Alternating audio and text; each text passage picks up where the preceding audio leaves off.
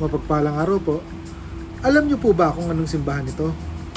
Ito ang Miagao Church o opisyal na tinawag na parokya ni Santo Tomas de Villanueva sa bayan ng Miagao, Iloilo. Itinayo mula 1787 at natapos noong 1797 sa pamumuno ni Fray Francisco Gonzales at Gobernador Silio Domingo Liboon bilang pangatlong simbahan ng bayan. Baroque Romanesque ang arkitektura nito, may pader na 1.5 metro ang kapal at pundasyon na 6 na metro ang lalim. Napakatibay ng simbahan nito dahil ito'y gawa sa adobe, coral at limestone na may halong itlog at sinuportahan ng malaking buttress bilang depensa laban sa mga pirata noon. Sa harapan, kapansin-pansin ang bas relief ni San Cristobal na nakasuot ng tradisyonal na kasuotang Pilipino, buhat ang Batang Jesus at nakasandal sa punong nyog.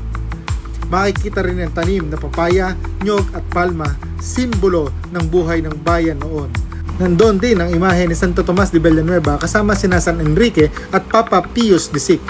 2 kampanaryo ang nakatayo sa magkabilang gilid, magkaiba ang taas at disenyo, habang sa loob ay matatagpuan ang ginintuang altar o retablo na may 3 alcove. Bagamat dinaanan ng lindol, sunog, digmaan at revolusyon, nananatiling matatag ang Miagao Church. At noong 1973, dineklara itong National Shrine at ngayon ay UNESCO World Heritage Site, simbolo ng yaman at kasaysayan at pananampalataya ng mga Ilonggo.